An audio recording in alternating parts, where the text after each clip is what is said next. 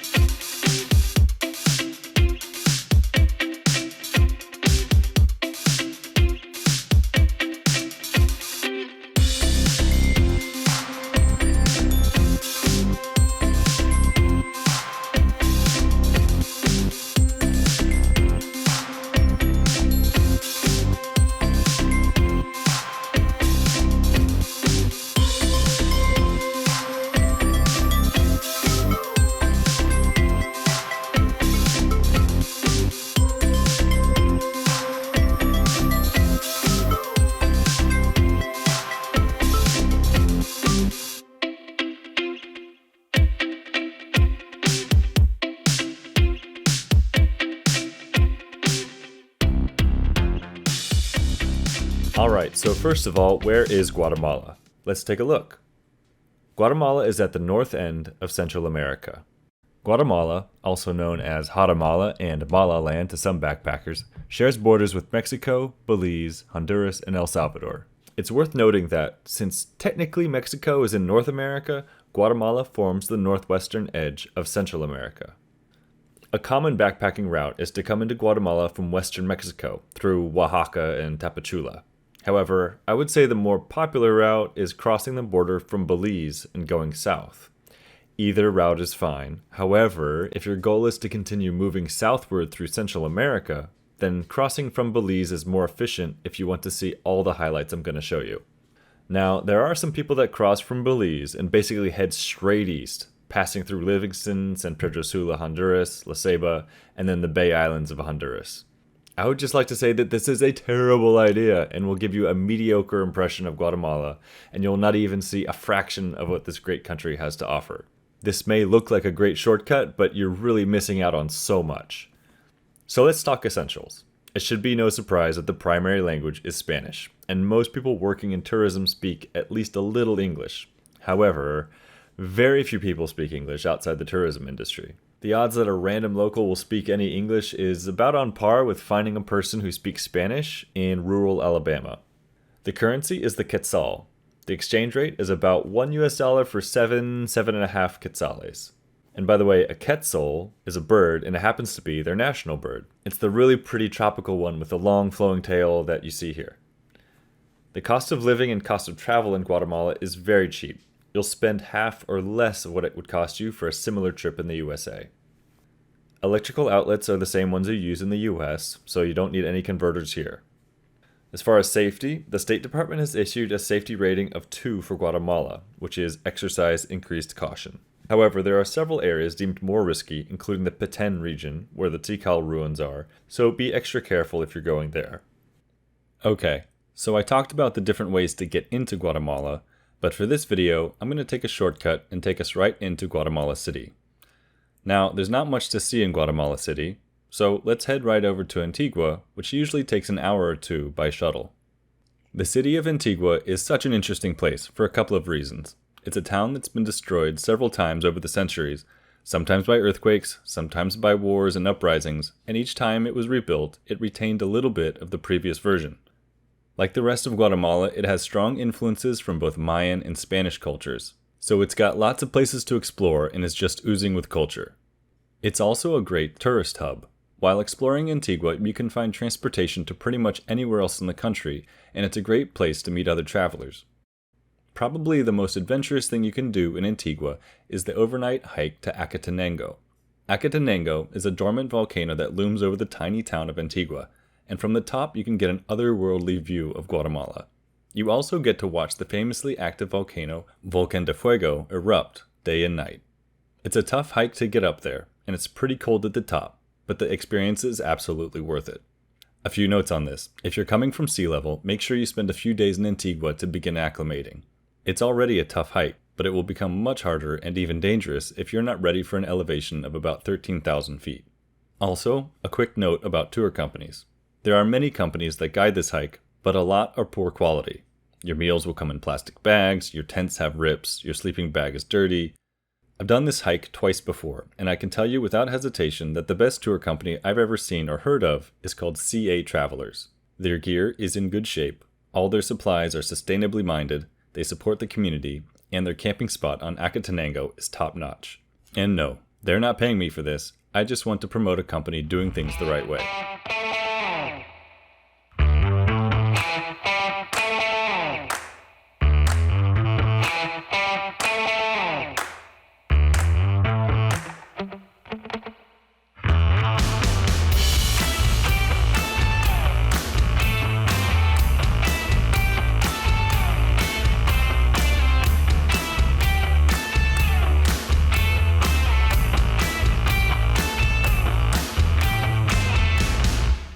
While you're around Antigua, you should also check out a little-known gem called Habatenango. Habatenango is a magical place on a hilltop overlooking the Valley of Antigua and is modeled after the Hobbit village from Lord of the Rings. There are Hobbit homes built into the ground, mini-golf, a bar, a restaurant, and hiking trails. You can come for the day or book a night in a Hobbit home. Plus, the owner is super cool and very focused on having a sustainable, zero-waste business that is also good for the community. I made a whole video on Habatenango, so go check that out in my channel if you're interested.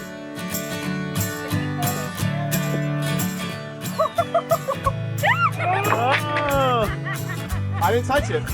Yes, I'm pretty sure you touched it. I was going for it. It was fun. No touching it.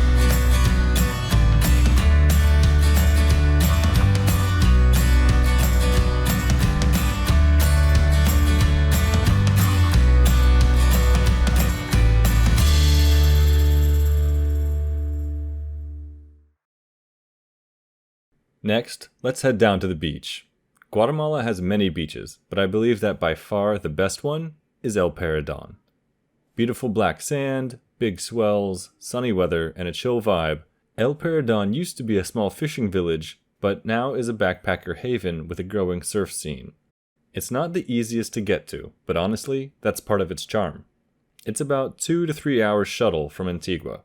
It's too far for most conventional tourists, yet close enough that backpackers won't mind. The town itself is small, but has great places to book a room or eat a meal. Most days you can find pickup volleyball games on the beach, going on from late afternoon until dark. I've met people who planned to come to El Paredon for a few days, and ended up staying a few months. It's just got that magic. If you're in the area, I highly recommend checking out the Driftwood Surfer Hostel, they're the best. Also, if you visit in the fall, there is something extra special. Baby sea turtles. Within El Paredon, there is a sea turtle conservatory and hatchery that releases baby sea turtles pretty much every day from September until mid-December. For a small fee, you can have your own bucket of baby turtles, walk out to the beach at sunrise, and watch them crawl into the waves. If you're coming to El Paredon just for this, be sure to check with the Driftwood Surfer beforehand to make sure the release schedule lines up with yours. So for El Paredon, remember the following. You can catch a shuttle here from either Antigua or Panajachel, and it takes about 2.5 hours. Baby turtle season runs from September to mid-December. Surfing lessons and board rentals are available from several places and are very affordable. And finally, it's hot in El Paredon. Make sure to bring sandals if you plan on walking on the beach during the day, and don't forget sun protection. So, whether you want to surf, party, relax on the beach, or just get closer to nature, El Paredon has something for everyone. As usual, if you want to know more, check out my full-length video for El Paredon on my channel.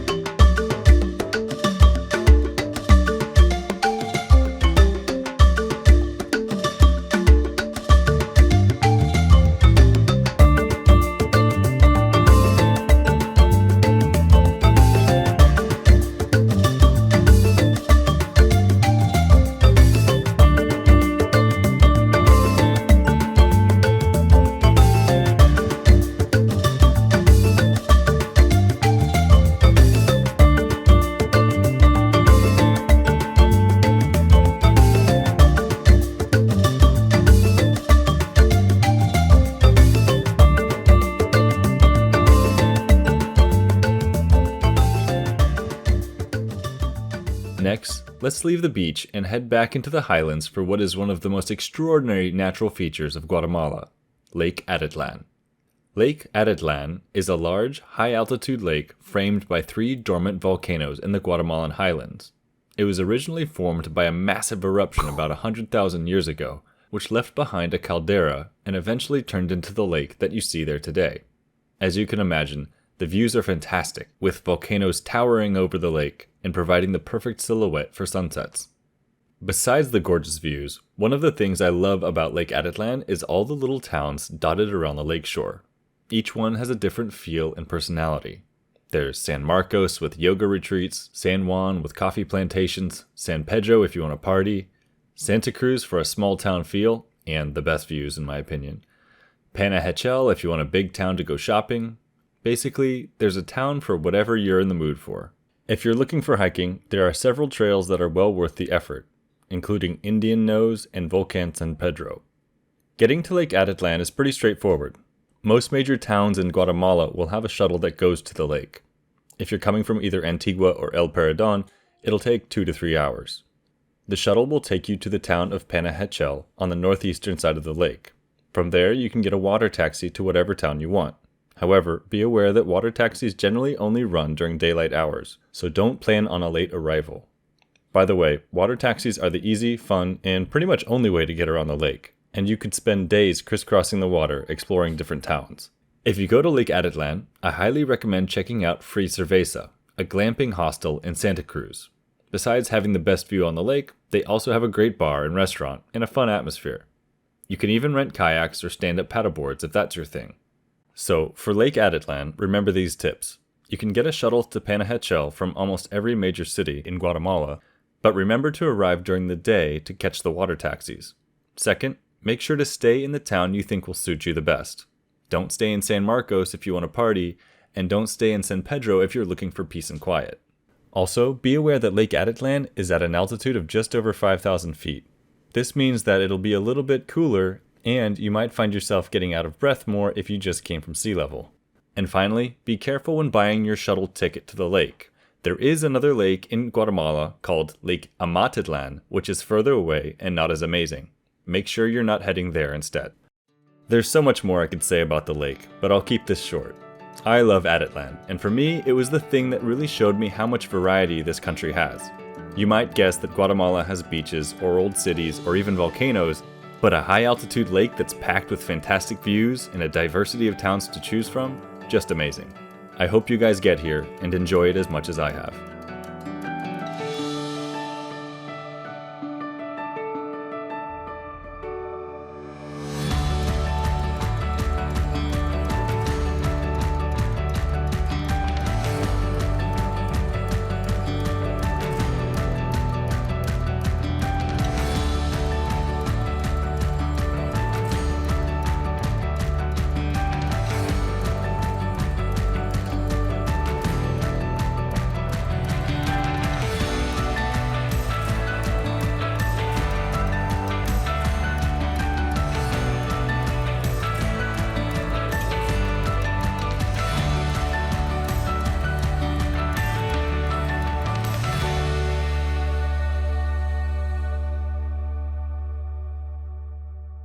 So as great as Lake Atitlan is, we gotta move on, and we're going northeast into the heart of Guatemala. Here, there's a special little town in the jungle called Lenquin.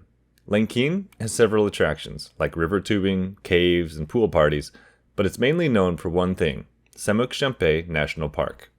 Semuc Champe is, to me, a natural wonder of the world, right up there with Niagara Falls. Here's why Semuc Champe is so special. Deep in the jungle, in a valley of limestone, is a series of cascading pools of beautiful blue-green water. That's amazing enough, but what makes it so unique is that the pools are actually resting on top of a limestone bridge, and underneath this bridge is a raging river. In fact, Semuc Champe means where the river hides under the stones in the indigenous language. I'm not sure anything like this exists anywhere else in the world. A truly magical place. So if it's so great, why haven't people heard about it? Well, it's a little tricky to get to. Even if you manage to get to Lenquin, it's a further 45-minute ride over rough and steep roads. To make matters worse, often the only transportation is in the back of a pickup truck, holding on to makeshift handles. But in the end, it is so worth it. And the pools of Semoque-Champey aren't the only thing to see either. Within the national park, you can take a tour of a river cave. Armed with only a candle and your courage, you'll follow a tour guide deep into a dark cavern, scaling rocks, waterfalls, and even jumping from ledges into subterranean pools. At one point, you slide down a water chute without any idea where you're going to land. But don't worry, the pool at the end is deep. Overall, this is definitely one for the adventure seekers.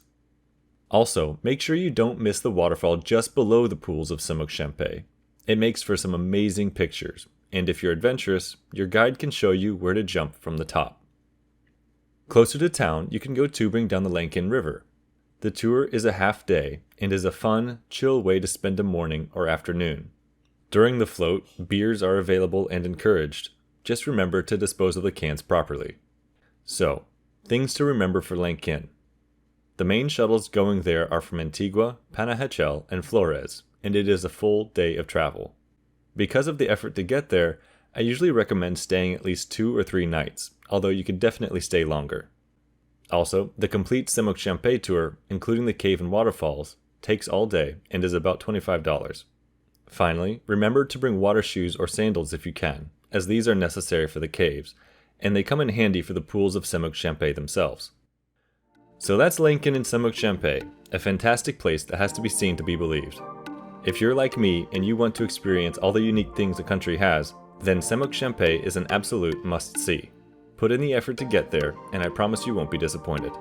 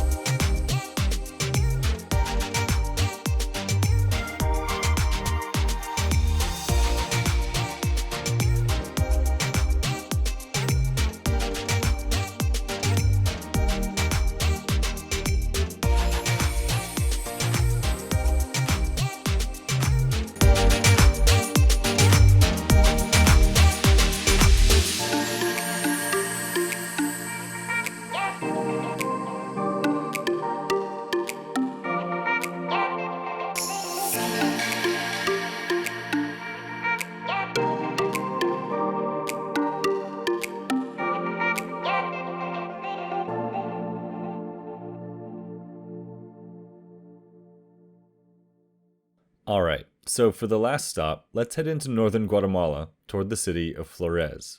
Flores is interesting for 2 reasons. First, it is a town on an island on a lake, connected to the mainland by a small causeway. Because of the limited space, it's interesting to see how everything is built to take up every square inch available. You can easily walk the perimeter of the Flores Peninsula in less than an hour, and I highly recommend you do. There are some amazing restaurants, especially on the west side, with rooftop seating and great views of the sunset. Secondly, this island was the last holdout of the Mayan civilization against the Spanish at the end of the 17th century. With the Spanish victory here, the last independent kingdom in the Americas was conquered by Europeans. So, Flores is interesting, but the main reason people come here is for the ruins of Tikal. Tikal was a powerful city in the ancient Mayan world that had its rise and fall within the first millennium AD. For 1,000 years it was deserted and retaken by the jungle, until restoration efforts started in the past century. Now, it's open for tours where you can walk around the grounds and even climb the temples if you want. Personally, I recommend the sunrise tour. You have to get up pretty early, but sitting on top of an ancient temple and listening to the jungle come alive with the sunrise is an awesome experience. Afterwards, the other parts of the ruins are open for you to guide yourself through. Okay, so things to remember for Flores and Tikal. You can get a shuttle to Flores from Lankin or Belize City. A third option is to get an overnight bus from Guatemala City if you're skipping Lankin and Semoque-Champey. As long as you don't mind a layover in Guatemala City, you can get to Flores from anywhere in the south. Just be aware that it will be a long travel day. If you're short on time and you've got to cut something out from your trip, this is probably what I would skip, which is ironic because I think it's the most advertised and well-known tourist attraction in Guatemala. But I feel that if you're backpacking through Guatemala, you've probably already been through Mexico and seen Chichen Itza or Teotihuacan or something similar. Although Tikal is impressive in its own right, it's largely the same kind of thing. Secondly, as I mentioned in the beginning of this video, the US State Department has stated that the province that includes Flores and Tikal, Petén, has an elevated crime risk. Although I've never personally experienced or heard of any major problems, keep this in mind and stay vigilant. Finally, don't plan on staying very long unless you have another reason besides tourism. The town of Flores and Tikal are pretty much the only things to do and see in the area, and both can be experienced in one full day. 2 nights in Flores is perfectly adequate. Alright, that basically sums up the highlights for me in Guatemala. I know there's things I didn't cover, and it's honestly impossible to summarize an entire country in 20 minutes, but this should give you a pretty good idea of what's out there. Before I wrap this up, I should mention a place I haven't talked about but you may have heard of, which is the town of Livingston. Livingston is located on the northeastern corner of the country on the Caribbean coast. I've never been there, but I've never heard anyone say anything good about it. During my travels around Guatemala, I've mostly heard it described as dirty and unsafe, so take that for what it's worth. Well, that wraps it up for Backpacking Guatemala. Hope you enjoyed this guide and got a little bit excited about this country that I love so much. Hit subscribe if you want to stay up to date on my current travels and see any future guides I make. I'm Joe with Backpacking in Your 30s, and I'll see you around the world.